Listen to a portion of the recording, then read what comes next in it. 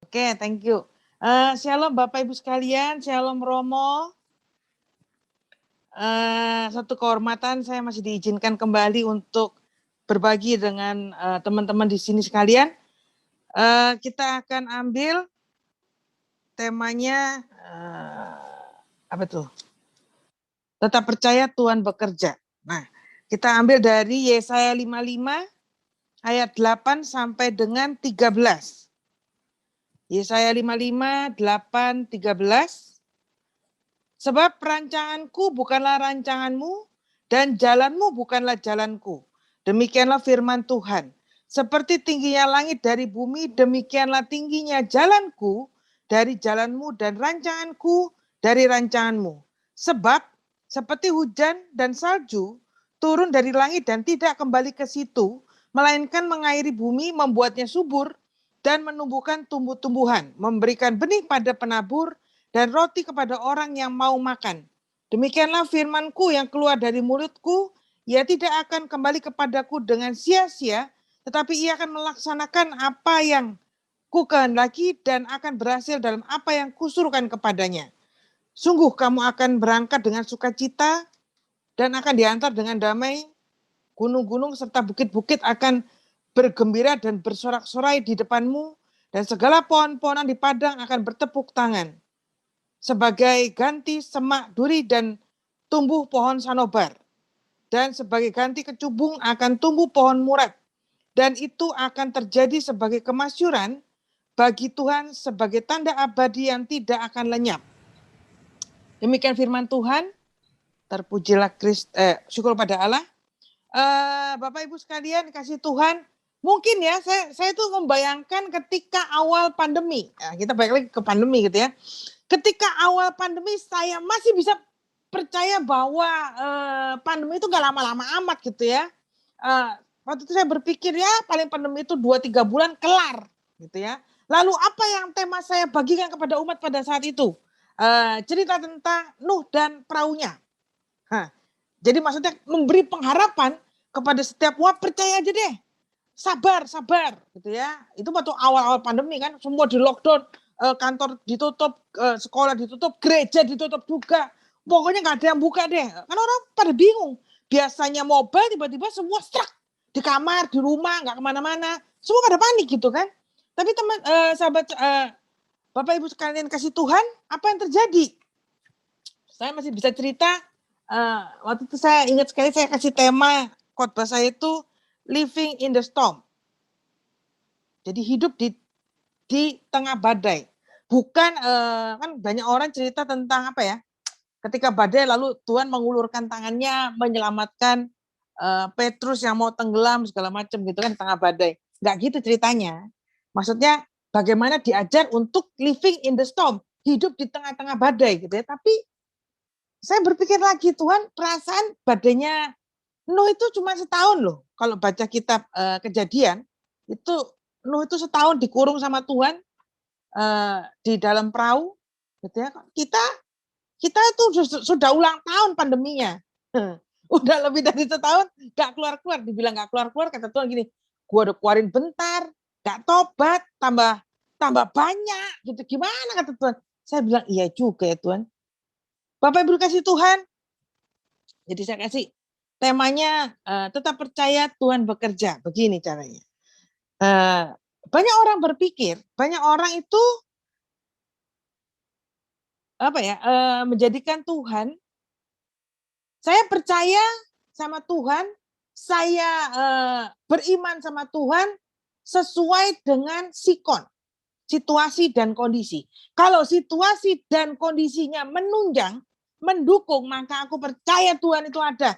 Tuhan bekerja, aku beriman. Tapi ketika semua situasi, kondisi itu di luar kontrol kita boleh tanya, Tuhan itu kerja nggak ya? Jangan-jangan Tuhan itu tidur. Ada yang pernah berpikir seperti itu? Enggak ya? Berarti cuma aku toh. Gitu ya. Bapak Ibu, tapi saya berpikir begini, iya ya, Tuhan, pertanyaan gini, ada orang bilang ini, Tuhan tuh jahat banget ya, kok mengizinkan pandemi ini datang. Tuhan itu kan maha kuasa, mestinya kan bisa, nggak usah gitu. Jadi supaya hidup kita baik loh. Saya bilang gini, itu kalau dari sisi kita egois mikir kayak gitu, iya gitu ya. Tapi saya berpikir awal-awal juga saya mikir gitu. Tapi lama-lama saya bilang enggak loh. Pandemi ini baik untuk saya pribadi. Kenapa? Paling tidak Tuhan ajar saya. Kalau dulu, saya nggak tahu orang lain ngalamin nggak.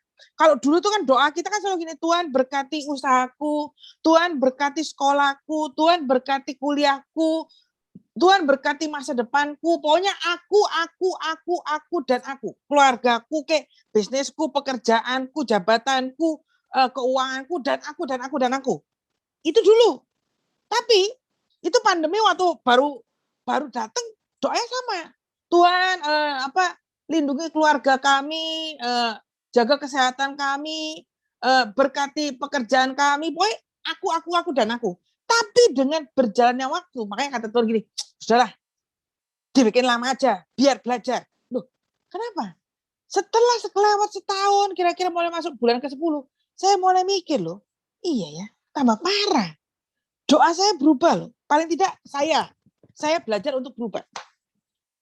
Apa yang terjadi? Saya mikir gini, loh, sekarang gini, aku selama ini berdoa untuk keluargaku, aku, dan aku, gitu ya. Salah nggak? Nggak 100% salah. Tapi juga nggak 100% benar. Kenapa? Kamu tuh doamu terlalu, kira-kira Tuhan akan ngomong gini, Matt, doamu terlalu egois loh. Kok bisa egois? Loh iya, kamu semuanya fokusnya di kamu. Jadi itu tidak bicara tentang kasih. Minta keluargamu diberkati, pekerjaanmu diberkati, bisnismu diurapi, segala macam, kamu, dan kamu. Kamu nggak mikir sekitarmu ini. Dan saya mulai mikir, iya ya Tuhan, kalau aku berdoa supaya keluargaku, aku, dan aku, tapi tanpa memikirkan lingkungan, paling enggak lingkungan sekitar yang dekat dulu. Misalnya nih, kalau tanya kabar, sehat nggak? Sehat. Tapi gimana ya, tetangga gue semua kena COVID. Terus lu ya nggak bisa kemana-mana, kekunci juga kan. Jadi Bapak Ibu, apa yang saya lakukan? Saya belajar loh ya. Kira-kira ketika bulan ke-9, ke-10 pandemi, tahun kemarin berarti ya, doa saya mulai berubah loh. Saya berdoakan paling enggak orang-orang di lingkungan paroki saya, lingkungan saya, gitu ya, yang saya kenal. Itu kan satu komplek, kita kan satu komplek semua gitu kan. Jadi saya mulai berdoa. Berdoa untuk tetangga kiri kanan, depan, belakang. Kalau dilihat pandemi ini membawa bencana apa membawa kebaikan? Bisa bencana, bisa kebaikan. Tergantung. Roma 8:28 bilang, kita tahu sekarang. Berarti dulu tahu nggak? Enggak. Kita tahu sekarang bahwa Allah turut bekerja mendatangkan kebaikan untuk orang yang mengasihi Dia. Jadi kebaikan itu cuman nampak, cuman kelihatan buat orang-orang mau belajar dan mengasihi Tuhan. Enak nggak? Nggak enak. Bapak Ibu kalau tahu ini bulan apa ya? Bulan Juli. Bulan Juni kemarin adik saya yang rumahnya daerah Tomang sana, mertuanya kena, anak yang kecil kena, susternya kena, tukang kebunnya kena, sopirnya kena, 5 orang dalam rumah. Mereka 8 orang. 5 orang kena. Karena adik saya dan suaminya negatif, sama anaknya yang besar negatif, anaknya yang besar itu langsung diungsikan ke sini, masuk rumah itu semua pagar udah dibuka, pintu udah dibuka, yang anak gede ini langsung naik ke loteng, isolasi 10 hari. Masih umur 12 tahun. Anak yang kecil umur 9 tahun, kena positif. Gitu ya. Panik nggak? Wah panik, kita syok banget. Padahal saya sudah berdoa. Saya sudah berdoa selama hampir setahun lebih gitu ya, membentengi setiap anggota keluarga. Kena. Marah sama Tuhan. Ya mau diapain? Apa yang kita bisa lakukan? Ya cari solusi. Gitu ya. Ya sudah, dijalani. Isolasi mandiri semua gitu ya. Kita paling setiap 2 hari sekali ngirim makanan ke rumah adik saya gitu ya. Itu yang kita lakukan. Ya sudah. Pertama panik nggak? Hari pertama, kedua, ketiga panik. Tapi setelah itu ya nggak apa-apa. Saya lihat ponakan saya yang kecil, paling kecil umur 9, yang kena, saya tanya gitu ya, kita video call segala macam. Anak kecil ini dia bisa loh, dia isolasi di kamar gitu ya sendiri. Tapi dia bisa main game sama teman-temannya, sama gengnya. ya ngeles gitu ya. Ya hidup normal tapi di dalam kamar. Jadi ketika maminya kalau 1 hari sekali ngecek suhu badan segala macam, masuk dengan APD-nya maminya gitu ya. Itu anak seneng karena ada orang masuk gitu kan. Oh, saya membayangkan kasihan amat ya anak 9 tahun masuk kena COVID gitu loh. Kan harusnya kan dia ceria atau aktif gitu, tapi harus di kamar. Puji Tuhan enggak parah gitu ya. Puji Tuhan setelah isolasi 3 minggu, 19 hari lah kira-kira, semuanya satu-satu sembuh. Mertuanya sembuh, tukang kebunnya sembuh, susternya sembuh, sopirnya sembuh, anaknya sembuh gitu ya. Ya sudah gitu loh. Bapak Ibu, apa yang saya mau ajarkan? Gitu, firman Tuhan bilang, apa yang sudah terucap dari mulutku, kata firman Tuhan, itu tidak mungkin kembali kepadaku dengan tidak dilakukan. Jadi berarti firman Tuhan itu pasti dilakukan. Tugas kita adalah ya sudah gitu. Kita percaya bahwa Tuhan tetap bekerja. Loh, gini loh, saya belajar satu hal begini. Tuhan itu sudah memberi Sudah memberi satu takaran kepada setiap anaknya. Dan takaran setiap orang itu beda-beda. Takaranku beda sama Vivi. Takaranku beda sama adikku. Semua beda. Gak bisa Tuhan aku mau takarannya dia. Gak bisa. Semua orang ada takarannya. Jadi, kalaupun Tuhan izinkan terjadi sesuatu dalam hidupmu, bukan Tuhan tuh lagi tidur. Enggak. Tuhan tahu. Tuhan sudah siapkan. Oh, Medi itu takarannya segini. Jadi, kalau mau diuji pun, mau ujian pun, itu enggak boleh lebih dari takaran garis ini loh. Kalau lebih dari garis ini, wah, habis itu orang satu. Nah, Bapak Ibu, ini yang saya percaya bahwa, Tuhan saya belajar loh. Sejak bulan ke-10 pandemi, doa saya paling tidak berubah. Saya sudah tidak fokus ke aku, dan aku, ya kan? Kalau dulu kan orang, Tuhan tolong berkati bisnisku. Lah, kalau kamu tidak mendoakan bosmu, gimana perusahaanmu bisa bertahan? Kalau perusahaanmu nggak tahan, ya kamu dipecat. Ada beberapa tim PD saya juga udah diberhentikan dari pekerjaannya. Teman-teman kampus saya juga ada yang sudah diberhentikan. Nah, Bapak Ibu, ada hal positif yang Tuhan izinkan boleh merubah hidup kita dari adanya pandemi. Ingat bahwa Tuhan itu punya garis batas. Dan setiap orang itu ada garis batasnya sendiri-sendiri. Dan Tuhan tidak mungkin izinkan batasan itu dilewati, dilanggar. Saya belajar, saya nggak tahu saya pernah cerita apa enggak. Beberapa tahun yang lalu saya pernah punya pohon rambutan, gitu ya. Suatu hari saya makan rambutan, kok enak ya rambutan yang tarakan ini. Saya sisihkan 4 biji, bijinya gitu ya. Mau saya tanam. Saya minta pembantu saya bilang gini, Mbak, ini tolong ditanam 4-4-nya. Siapa tahu ada yang gagal gitu kan. Ini pembantu pulang hari. Jadi udah, waktu dia mau pulang, mau pamitan, saya tanya, udah tanam belum? Sudah, itu di situ. Dia nunjukin gitu ya, pot di taman situ, gitu kan. Udah. Bapak Ibu saya tanya, ketika dia tanam, apakah saya menyaksikan? Enggak kan? Aku kan cuma suruh nanam 4.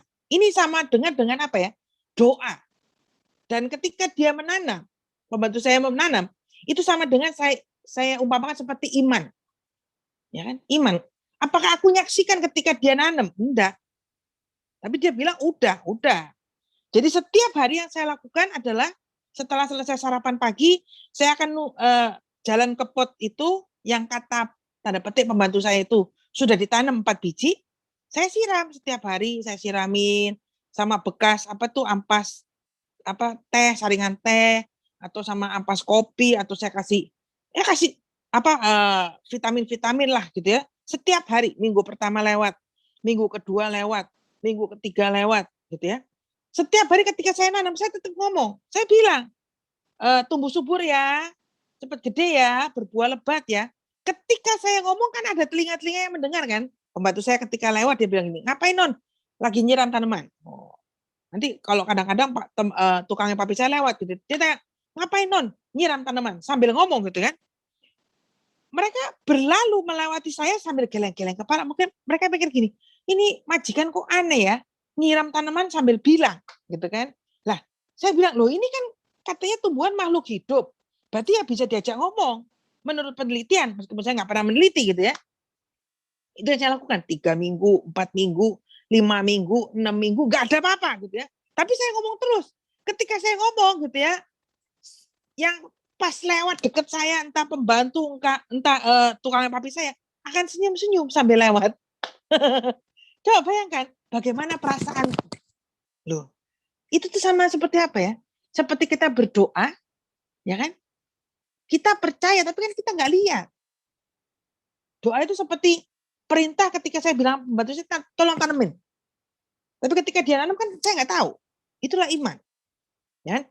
Setiap hari saya nyirami, saya pupukin, saya vitamin segala macam, sambil ngomong, semua orang senyum-senyum ketika saya melakukan. Bagaimana perasaanku coba? Itu tuh apa ya? Pasti mereka pikir gini, ini majikan nih gimana sih? Loh, berapa sering kita berdoa, kita menanti, kita menunggu, gitu ya. Orang mulai tanya gini, gimana sih? Lu doa enggak? Doa. Mana kok nggak ada hasilnya? Loh, sabar. Minggu ke-8, tiba-tiba suatu pagi ketika saya melakukan tugas saya, nyiram itu, tiba-tiba tuh saya lihat di pot itu ada seperti apa ya? Tusuk gigi.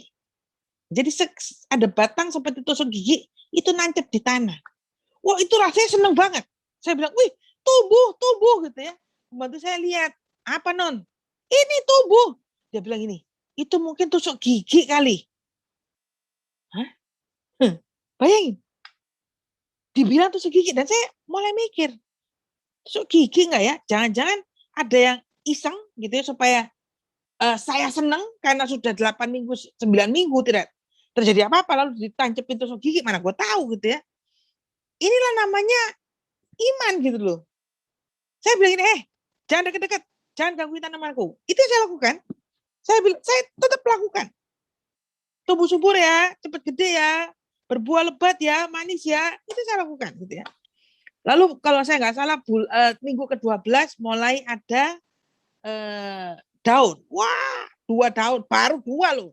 Padahal rambutan daunnya banyak banget. Baru 2 tapi aku senang banget gitu ya. Itu yang terjadi terus setiap hari saya lakukan sampai keluar daun 2, 4, 6, 8 sampai tumbuh besar gitu ya. Bapak Ibu, kira-kira begini loh, yang Tuhan mau ajarkan gini loh. Kalau kita orang karismatik apalagi suka bangga, oh kita tuh rekan sekerjanya Allah. Ya, saya nggak tahu. Zaman sekarang ada nggak istilah itu? Tapi zaman dulu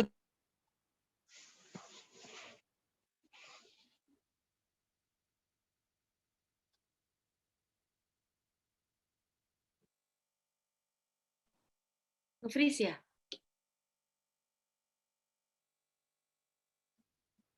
Medi nge-freeze ya? Atau cuman saya aja yang nggak bisa dengar? Aku nggak dengar. Aku yang nggak dengar juga. Ya, freeze semua. Hilang dia. Nah, ya, balik. Tahu tiba-tiba mati. Maaf. Jadi zaman saya dulu selalu ada istilah kita rekan kerja, gitu ya.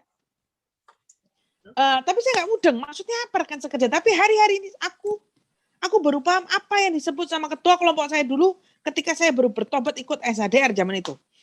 Kita rekan sekerja. Jadi gini loh. Tuhan itu Allah, dia bisa lakukan sendiri semuanya tanpa peran serta kita, bisa banget. Tapi gini loh, hebatnya Allah itu dia mau melibatkan. Tuhan tuh butuh kita nggak sih? Enggak.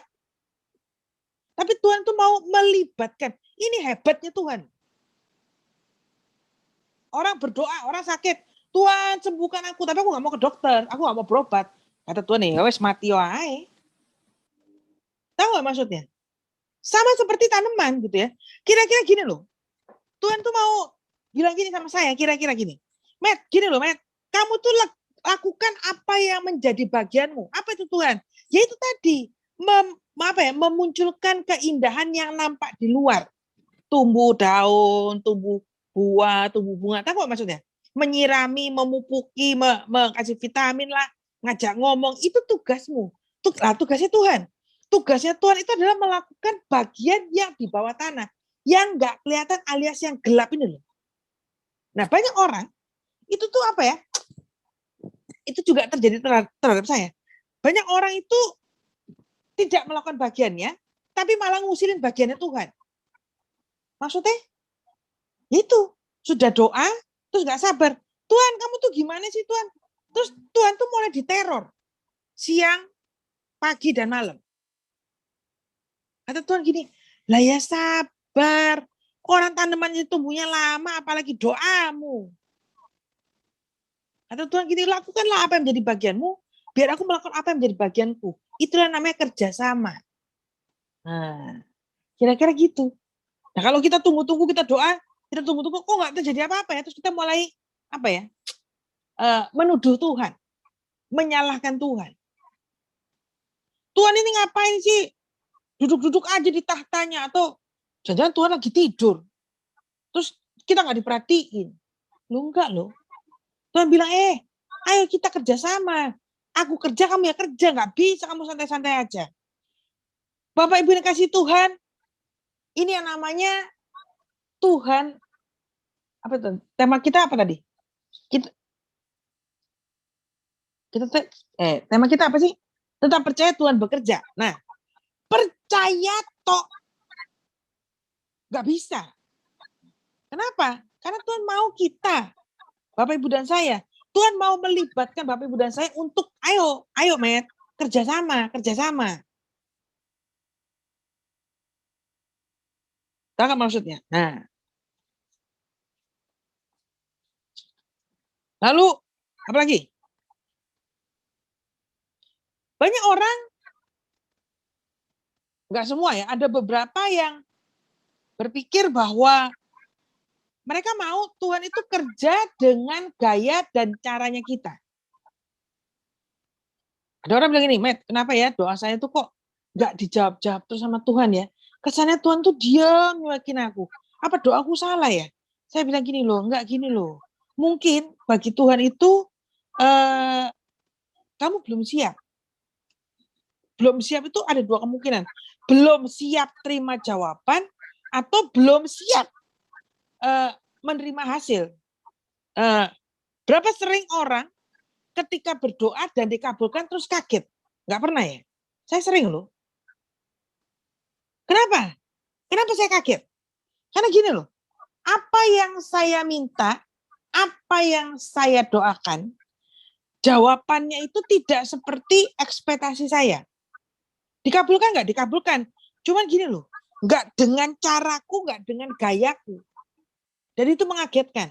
Ada satu orang ibu gitu ya.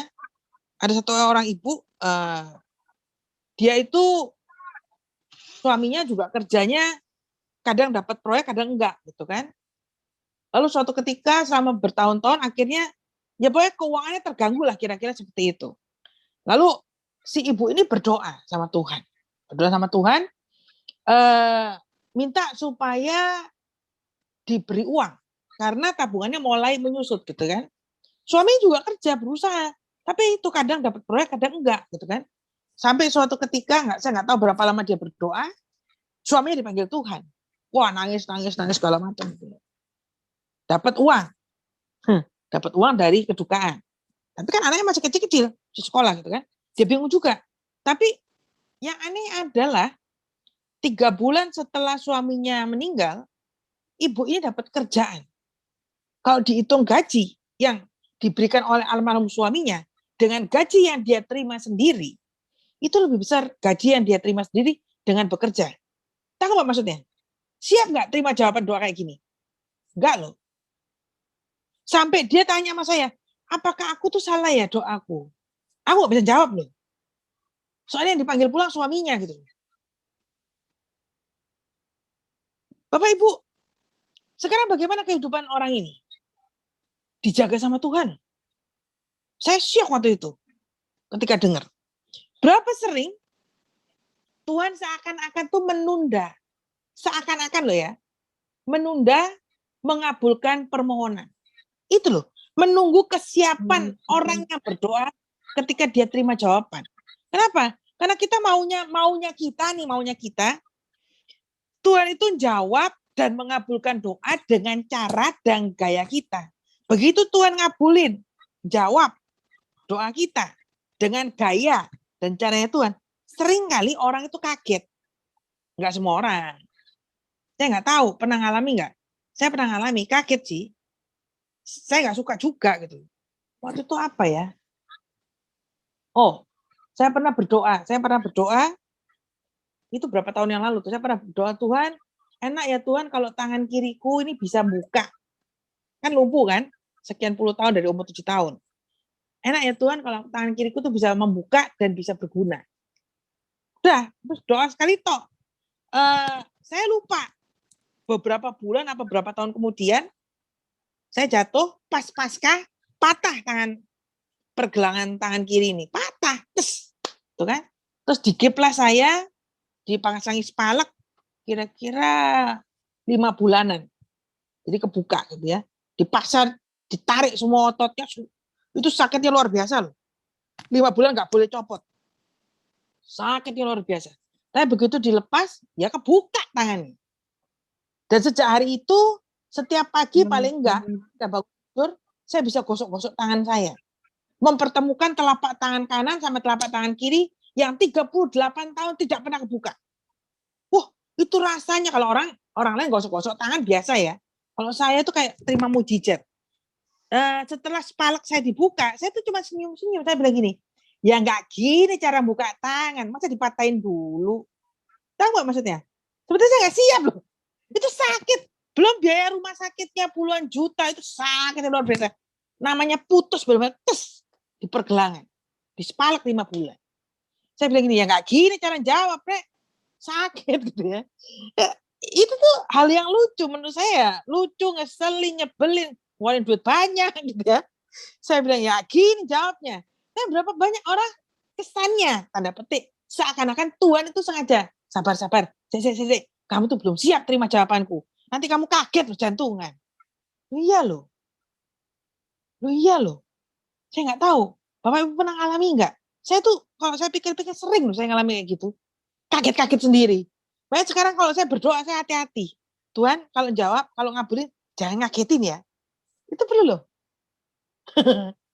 Kalau ngomong gitu berarti doanya dikabulkan agak lama. Kata Tuhan, nanti kamu kaget, sabar dulu. Silakan coba gitu ya. Bapak Ibu, intinya bahwa Mazmur 40 kalau saya nggak salah, Mazmur 40 ayat 5 dikatakan berbahagialah orang yang percaya. Dengan kata lain, kalau kamu percaya bahwa Tuhan bekerja sampai hari ini, nggak ada yang mati kelaparan kan? Mungkin ada beberapa yang pekerjaannya udah dipecat gitu, tapi sampai hari ini Tuhan masih jaga loh. Masih pelihara loh. Dengan cara apapun yang mungkin tidak bisa kita pikirkan, yang mungkin tidak bisa kita bayangkan. Seperti kata Firman, apa yang tidak aku pikirkan, apa yang tidak pernah aku bayangkan, itulah yang disediakan Tuhan. Nah, bagaimana Tuhan mau menggenapi firman itu kalau Bapak, Ibu, dan saya belum pernah mengalami hal yang wow. Nah, itu dia gitu ya. Jadi dengan kata lain, ketika saya menyiapkan firman ini, saya teringat sama lagu yang lama. Yesus terlebih besar. Yesus terlebih besar di dalamku, di dalamku. Yesus terlebih besar. Yesus terlebih besar di dalamku selama-lamanya. Ketika saya dengarkan lagu ini, lalu saya nyanyikan gitu ya, tiba-tiba Tuhan tuh kadang-kadang suka godain saya. Selama-lamanya kan kata-kata dari kalimat itu kan. Tapi berapa banyak di antara umat Tuhan itu Tuhan itu besarnya nggak selama-lamanya. Loh maksudnya kadang-kadang besar, kadang-kadang kecil. Jadi saya ngebayangin Tuhan tuh kayak balon gitu loh. Kadang-kadang disebul gede, wah Tuhan aku percaya, aku beriman. Tapi kalau tiba-tiba kondisinya di luar ekspektasi kita, tiba-tiba kempes. Bayangin, kasihan jadi tuan itu. Kembang kempes, besar kecil. Itu yang terjadi. Kalau semuanya under kontrol, gue percaya Tuhan bekerja. Dan begitu semua di luar kontrol, mana Tuhannya ini? Jangan-jangan Tuhan tidur. Lo enggak lo. Bapak Ibu, siap nggak? Percaya Tuhan tetap bekerja. Tapi nggak kelihatan lah, iya nggak kelihatan. Orang Tuhan bilang, kamu kerjain di tempat terang. Aku kerjain di tempat gelap, di bawah yang aku kerjain. Tetap percaya, tetap berharap. Tuhan bekerja. Tuhan nggak pernah tidur kok. Saya nggak bisa ngebayangin. Dulu pernah ada film apa ya? Saya lupa film apa itu judulnya. Poinnya gini, Tuhan tuh nggak pernah tidur. Saya membayangkan kalau seandainya Tuhan tidur sampai ketiduran. Bapak Ibu pernah ngalami nggak? Tiba-tiba ngantuk yang amat sangat. Terus entah di dalam kelas, di kantor, apa lagi nyetir. Cuma kita tertidur apa ya, sekian detik. Tapi itu tiba-tiba seger. Pernah ngalami nggak? Ngantuk banget, hilang sekian detik. Begitu bangun kaget, seger. Dan nggak ngantuk lagi. Nah, saya kebayang kalau Tuhan kayak gitu ya. Aduh, aku kok ngantuk banget ya. Terus Tuhan ketiduran. Slep, 1 detik aja. Apa yang terjadi dengan kita? Mati semua loh. Bumi berhenti berputar, matahari berhenti bersinar, bulan nggak ada, alam semesta hancur semua, gunung nggak jelas. Apa yang terjadi? Jadi Bapak Ibu, kalau sampai hari ini kita masih bernafas, percaya Tuhan nggak tidur. Tetapi belum dijawab, sabar, kata Tuhan gini, kamu belum siap, saya atur napas dulu supaya nggak jantungan. Ketika doamu dijawab dan dikabulkan. Nah itu, latihan supaya nggak kaget. Bapak Ibu, kita mau tundukkan kepala, kita mau berdoa, tetap percaya, tetap berharap, kita punya Allah yang hebat, Allah yang dahsyat, yang tidak pernah berhenti bekerja, yang tidak pernah tidur. Teman-teman bilang, apa yang keluar dari mulutku nggak mungkin kembali kepadaku tanpa dilakukan. Berarti semuanya akan dilakukan. Hebat loh, keren ini ayat ini. Pasti dilakukan, pasti digenapi, pasti terjadi. Dan tundukkan kepala sebentar, dan Bapa dan Putra yang Kudus, amin. Bapak, terima kasih kalau malam hari ini kami kembali diingatkan bahwa kami punya Allah yang hidup, Allah yang hebat, Allah yang dahsyat, dan tetap bekerja sampai detik ini. Dan kami juga disadarkan bahwa iman kami, harapan kami tidak tergantung kepada situasi dan kondisi yang nampak kasat mata di depan kami. Kami tetap percaya bahwa Allah turut bekerja dalam segala sesuatu untuk mendatangkan kebaikan buat setiap orang yang mencintai Allah. Pelajaran ini tidak mungkin diterima dan tidak mungkin dipahami oleh orang-orang yang tidak mengasihi Allah. Biarlah malam hari ini kami boleh belajar menjadi pribadi-pribadi yang mau mengasihi Allah, sehingga apa yang kami alami dalam hidup kami, itu semua mendatangkan kebaikan buat hidup kami. Dan Bapa di surga, aku berdoa untuk setiap umat-Mu yang hadir malam hari ini di dalam Zoom, Engkau urapi, Engkau berkati, Engkau rahmati, dan Engkau lindungi, dan Engkau tetapkan setiap langkah-langkah hidup mereka, step by step, hari lepas hari, detik demi detik, semuanya diatur, dipimpin, dan dibimbing oleh Tuhan. Kami percaya Tuhan, penyertaan-Mu selalu sempurna dalam hidup kami. Amin. Dengan Bapa dan Putra dan Kudus. Amin. Tuhan Yesus memberkati. Yay, thank you Kak Medi buat firman-nya malam hari ini.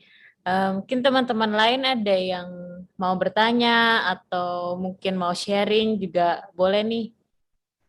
Boleh silakan langsung unmute aja. Kalau mau ada pertanyaan, mungkin nanti Kak Medi akan bantu jawab ya, Kak. Silakan, jangan malu-malu. Waktu dan tempat dipersilahkan. Tasya mau sharing? Kaget-kaget? Doanya dijawab Tuhan. Iya, iya sih ada share. Cuman ini tahun lalu sih pas sebelum pandemi, pas banget sebelum pandemi. Jadi waktu itu aku kan sempat kerja sebelum kerja yang sekarang, kerja yang sebelumnya itu.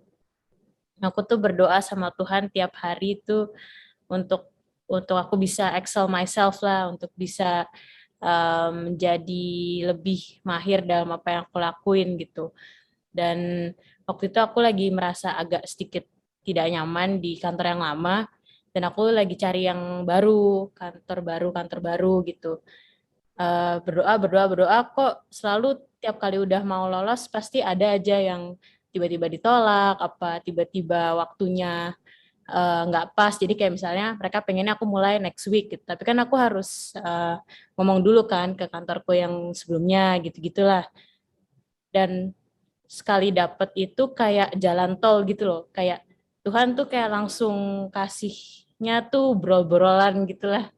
Itu aku aja nggak sampai bisa mikir gitu, dan setelah aku udah iya udah semuanya segala macam, aku malah baru berpikir kayak Tuhan, ini bener nggak sih, is it from you gitu, soalnya berasa kayak jalan tol gitu, kayak semuanya dilancarin gitu, kayak selama ini terakumulasi gitu, kayak aku setiap kali mau nyoba mentok, cuman pas udah apa ya, udah resistance-nya itu udah bro tuh lah kayak naik terus gitu. So ya secara mental aku mungkin nggak siap, dan rasanya kayak parah sih, kayak takutnya aku sendiri yang nggak siap gitu, tapi Tuhan yang mampuin, dan ya memang Tuhan udah bukain jalan lah, dan along the way juga Tuhan berkatin, dan Tuhan ajarin aku hal-hal baru yang aku nggak pernah belajar sebelumnya. Dan ya emang be careful what you wish for itu benar sih, tapi dengan Tuhan kita percaya kalau dia selalu menuntun langkah kita, nggak akan dilepasin sendiri gitu, pasti akan dikasih kayak hints atau tanda-tanda kecil gitu buat kita bisa tiap harinya melakukan kehendaknya, dan ya pokoknya tidak sendirian lah, we have God as our guide gitu. Ada lagi mungkin teman-teman yang lain, Tante, Om, Ada yang saudara? mau sharing tuh yang habis sembuh dari COVID pada saat mengalaminya bagaimana? Kevin, boleh? Nanti Kak Medi juga bisa memberikan mungkin ayat yang bagaimana pada saat terjadinya itu loh. Kan banyak sekali yang mengatakan bahwa tidak secara fisik saja, mental itu ternyata sangat penting sekali gitu untuk diberikan apa ya, suatu peneguhan, kekuatan gitu, kesegaran.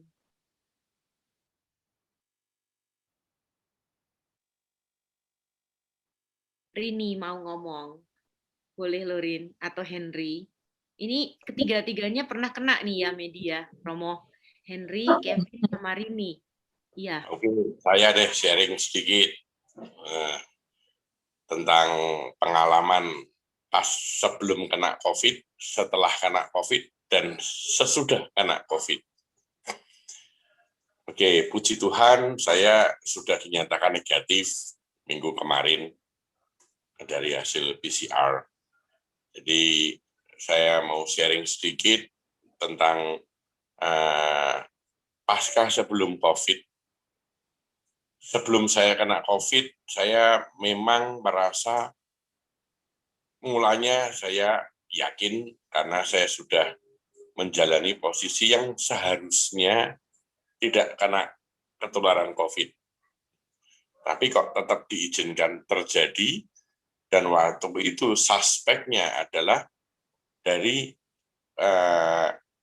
papi mami saya, suspek ketularannya. Waktu itu sempat datang ke rumah beberapa saat, mungkin hanya beberapa jam datang ke rumah, tapi setelah itu 3 hari kemudian mereka terus kena COVID.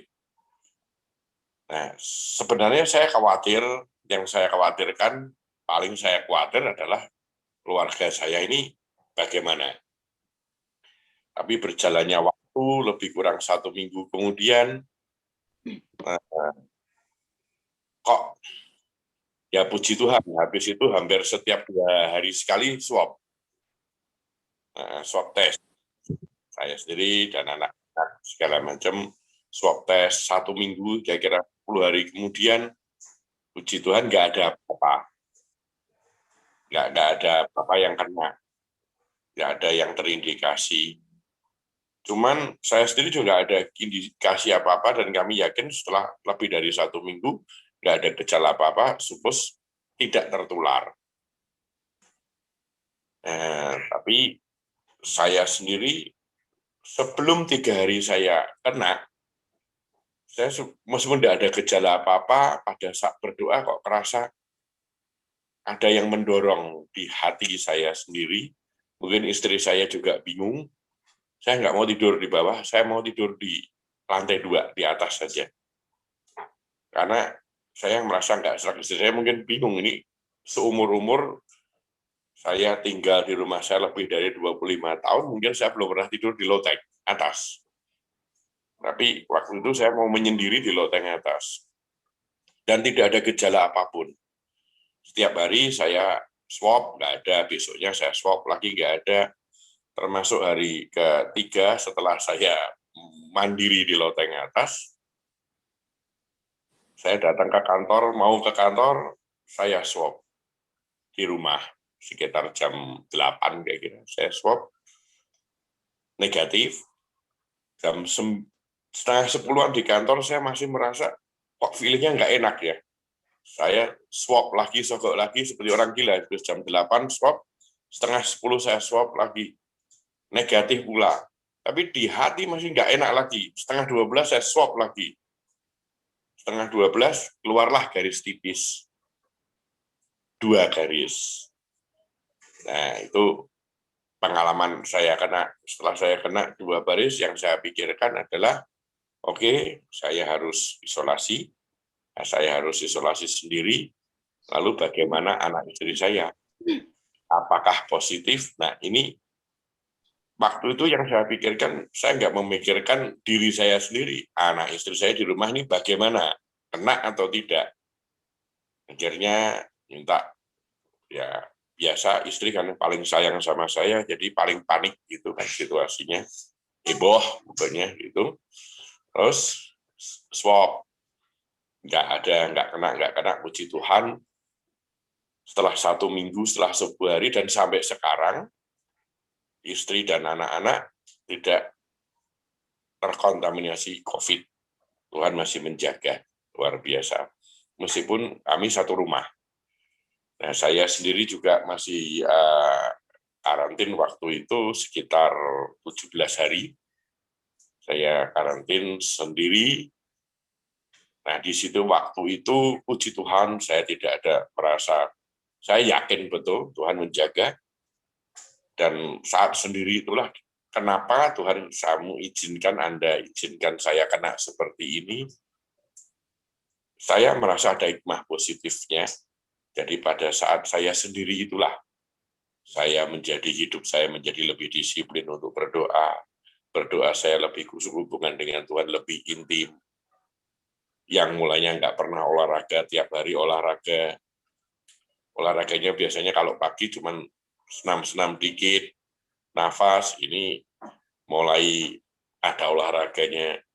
Dan selama saya kena pun, puji Tuhannya, seperti orang OTG kondisinya, jadi nggak ada sesak nafas, nggak ada panas demam, ya cuman tenggorok aja nggak enak, nggak bisa ngebau, nggak bisa merasakan. Setelah mulai bisa merasakan, minum kopi pun seperti minum air garam, semua rasanya asin.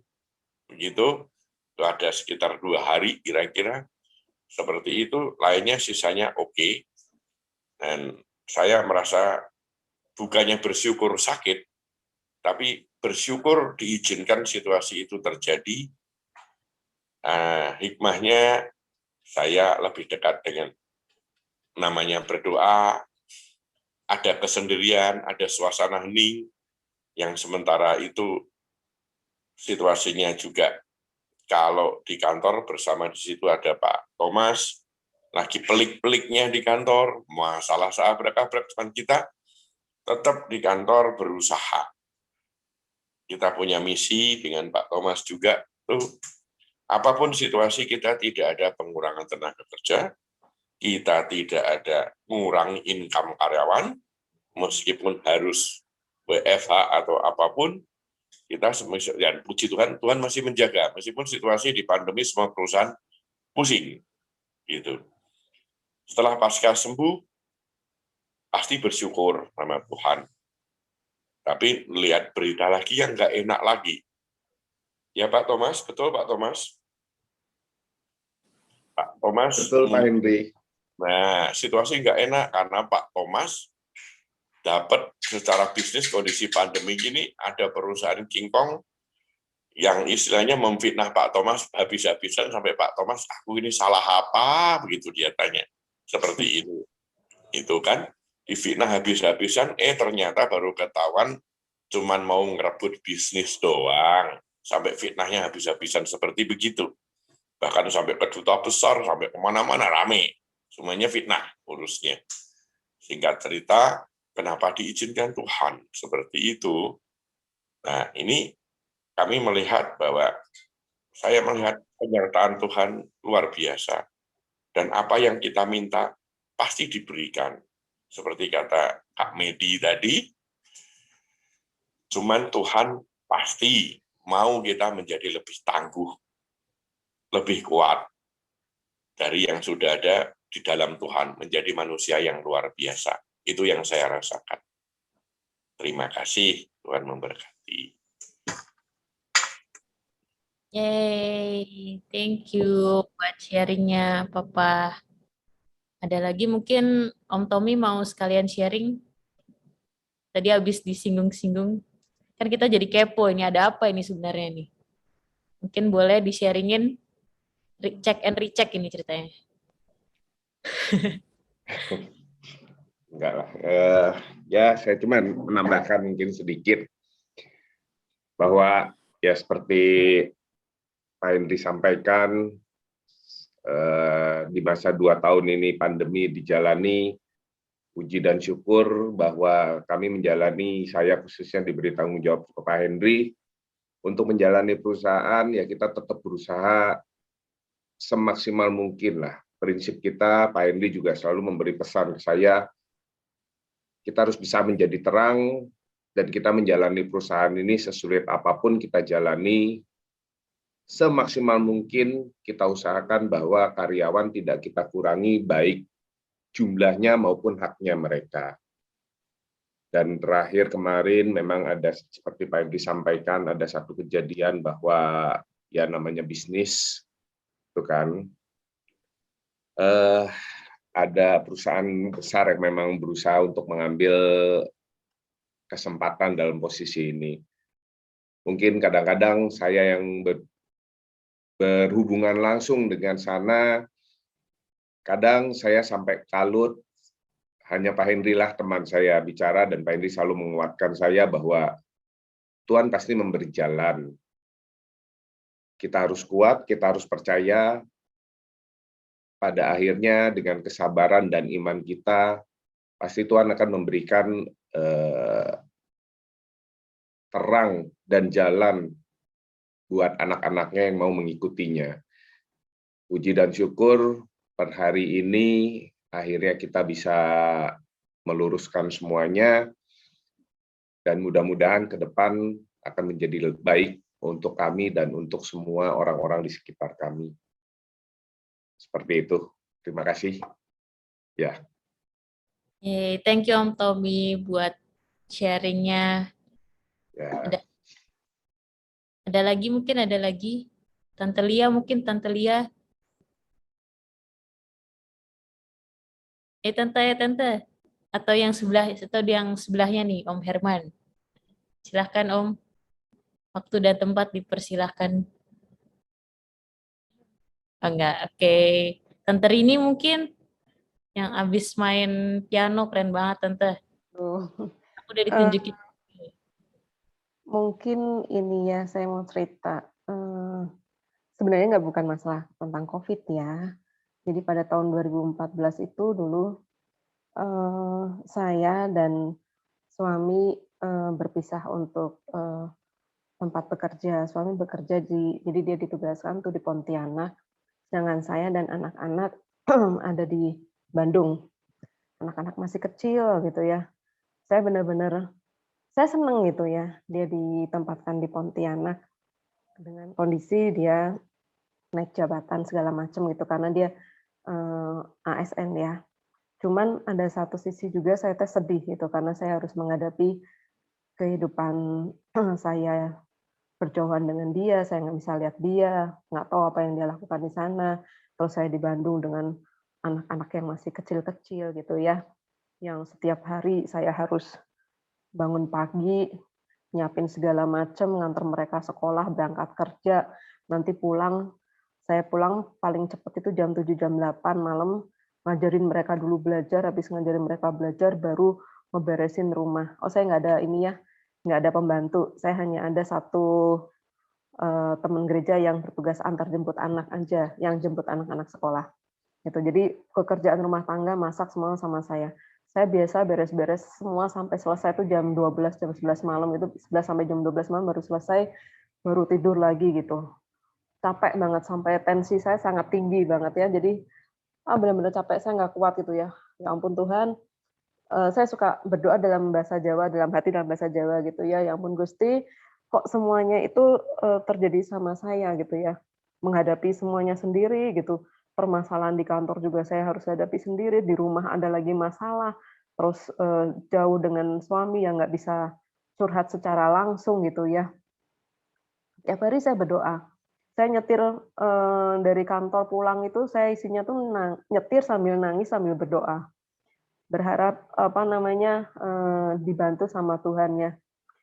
Dan itu baru tahun 2016 itu baru ada jawaban dari Tuhan, meskipun jawaban dari Tuhan mungkin tidak sesuai dengan kehendak suami gitu ya. Karena pada saat itu ujuk-ujuk tuh apa ya? Tiba-tiba itu dia dipanggil sama Pak Dirjen bahwa dia balik lagi ke Bandung dengan posisi turun jabatan, dengan posisi yang dia tidak tahu apakah itu dia melakukan kesalahan atau enggak gitu. Karena sebenarnya apa yang dilakukan pada saat dia bekerja di sana sebenarnya membawa prestasi gitu ya. Jadi dia bingung, kok ujuk-ujuk saya bisa dipindahin gitu.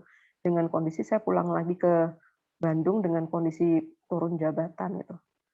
Saya juga bingung, tapi dalam hati itu saya bersyukur mungkin ini jawaban dari Tuhan gitu ya. Dari apa yang saya doakan setiap hari. Saya bisa bersatu lagi dengan suami saya, bisa kembali berkumpul dalam satu keluarga di Bandung, meskipun kondisinya berbeda. Dan ternyata tidak itu saja gitu ya. Nggak berapa lama, beda sebulan 2 bulan itu ternyata ketahuan gitu, suami itu kena stroke gitu ya. Mungkin pada awalnya hanya stroke ringan. Cuman saya bersyukur kembali. Coba kalau misalnya dia kena stroke, dia di Pontianak, sedangkan kita semuanya keluarga ada di Bandung. Dia gimana gitu, sendirian di Pontianak, menghadapi semua kondisi dia yang sakit, segala macam. Mungkin beda kan rasanya kalau misalnya sakit ditemani oleh keluarga sendiri. Gitu. Jadi saya bersyukur kembali mungkin dia kembali lagi ke Bandung ya mungkin dengan kondisi yang tidak sesuai dengan keinginan dia. Terus habis itu balik lagi ke Bandung, tapi dia ada sakitnya juga gitu. Tapi sakitnya ini juga bisa juga membuat saya lebih banyak semakin mengetahui bahwa Tuhan bekerja di dalam kehidupan rumah tangga kami, di dalam di dalam kehidupan kami sehari-hari. Karena banyak sekali peristiwa-peristiwa yang sebelumnya tidak pernah saya lakukan bersama dengan suami, tapi dengan dia balik lagi ke Bandung, ada peristiwa dia sakit, kita dicobai dengan sakit stroke-nya dia itu, ada satu kelebihan yang saya rasakan bahwa kita semakin dekat, kita semakin disatukan. Itu aja dari saya. Hey, thank you Tante buat sharingnya, keren. Ada lagi mungkin satu lagi. Ayo, tinggal satu lagi, ayo. Siapa yang mau sharing? Tante Noni atau Tante Elizabeth? Tante Noni? Tante Elizabeth mungkin? Atau Om Kevin?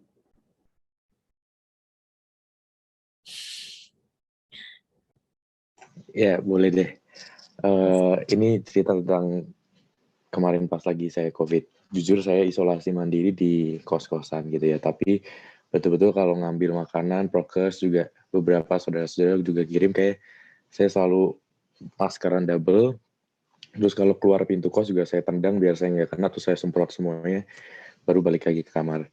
Nah, tapi pas lagi itu hari pertama nggak kerasa apa-apa, kedua, ketiga mulai ada gejala.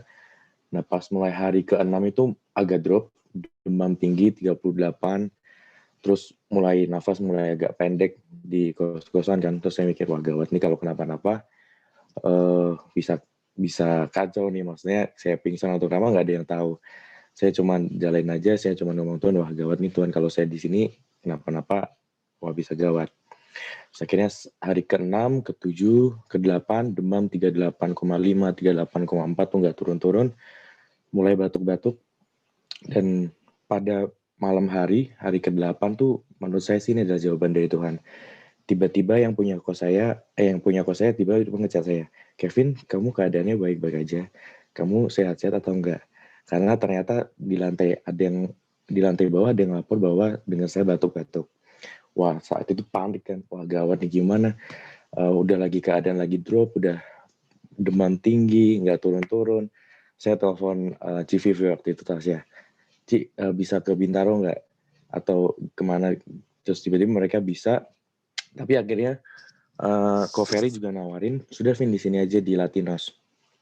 Akhirnya dalam keadaan saya lagi drop itu, kaget baca chatnya, wah gawat nih ada yang ngechat, kos-kosan tahu nih ketahuan. Terus akhirnya saya pindah ke Latinos. Nah, saya keinget apa yang tadi Kak Madi bilang bahwa ternyata Tuhan itu mengabulkan permintaan kita itu secara tiba-tiba dan ngagetin gitu. Nah, ternyata pas lagi saya pindah ke Latinos, di sana kan komplit, ada oksigen, ada segala macam. Jadi saya lebih tenang, walaupun nafasnya agak pendek, lebih tenang dan recovery-nya jauh lebih cepat. Jadi yang benar-benar Tuhan tolong saya dengan cara yang kaget gitu. Saya nggak expect tiba-tiba ada chat dari orang bahwa wah sampai harus bingung cari tempat isolasi di mana, tapi ternyata memang itulah cara Tuhan untuk mempercepat recovery saya dari COVID. Dan pada akhirnya hari ke-10 dites antigen waktu itu udah negatif, dan hari ke-13 saya PCR udah negatif lagi, puji Tuhan. Itu aja. Thank you. Mantap. Terima kasih Om Kevin. Om, tapi seumuran, bingung. Oke, kalau gitu ada lagi mungkin yang mau menambahkan? Kalau nggak, Romo atau Kak Medi mau memberikan itu sesuatu untuk kita semua setelah mendengarkan sharing dari teman-teman atau kesaksian ini? Ada nggak Romo yang ingin disampaikan? Kak Medi ada yang ingin disampaikan nggak? Menanggapi dari kesaksian dan sharing. Terima kasih Bapak Ibu, Saudara-saudari. Saya boleh mendengarkan apa yang menjadi kisah cerita dari Bapak Ibu sekalian. Pastinya ini menjadi sisi lain dari kehidupan yang boleh saya kemudian ketahui. Saya sebagai imam di Paroki Panca Arga Magelang itu juga melakukan isolasi sendiri. Maksudnya bukan karena sakit, tetapi karena situasi semacam ini kami para imam dan beberapa karyawan juga menutup diri untuk mengadakan kegiatan di gereja. Dan jujur saya merindukan umat, saya merindukan kebersamaan, peribadatan bersama-sama dengan umat. Saya juga tidak begitu paham apa yang sedang dihadapi umat saat ini. Ada umat yang kelaparan, saya hanya bisa mendengar. Ada umat yang mengalami kesusahan di dalam pekerjaan, saya juga hanya bisa mendengarkan. Ada umat yang sedang isolasi mandiri, saya juga hanya bisa mendengarkan. Ada umat yang sedang kritis, saya kemudian hanya bisa hadir ketika pemberkatan jenazah. Satu sisi itu membuat saya mengalami ya ada rasa sedih. Tetapi di sisi lain saya juga harus menyadari situasi saat ini memang harus membuat kita sadar diri, mawas diri, senantiasa mencoba mencari kehendak Allah di dalam hidup kita, di dalam diri kita masing-masing.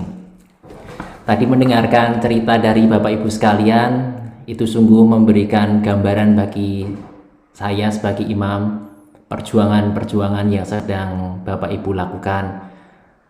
Dan seperti yang kita ketahui, ketika Tuhan Yesus ingin meninggalkan para rasul dalam arti mau naik ke surga, Dia berpesan kepada kita semua, pergilah ke seluruh dunia, beritakanlah Injil, dan aku akan menyertaimu sampai akhir zaman.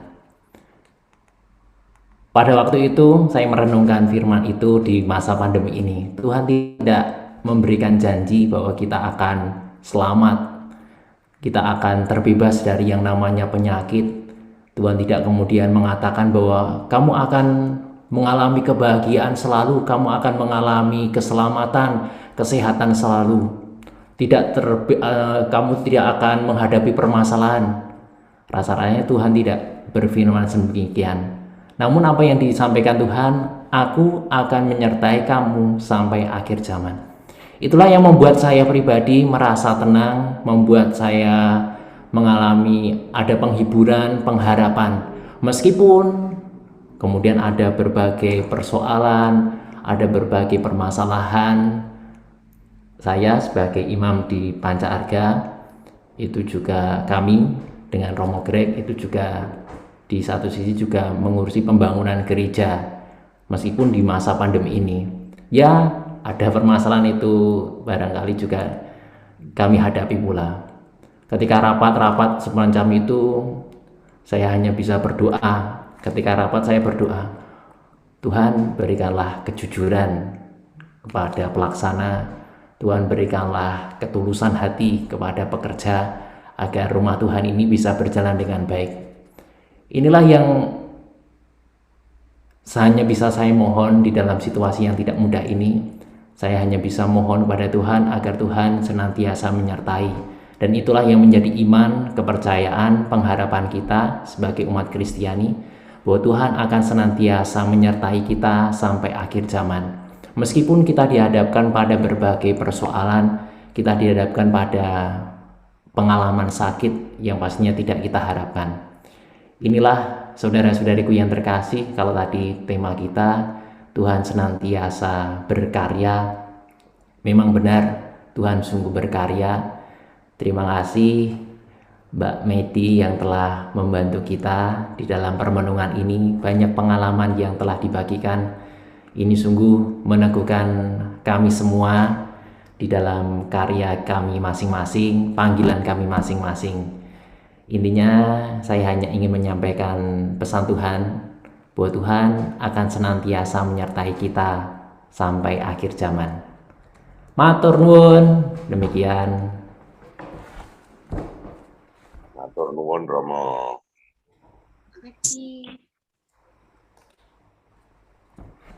Thank you Romo buat sharingnya dan tambahan-tambahan pesan-pesannya keren. Keren, betul sekali. Thank you juga Kak Medi buat firman-Nya pada malam hari ini.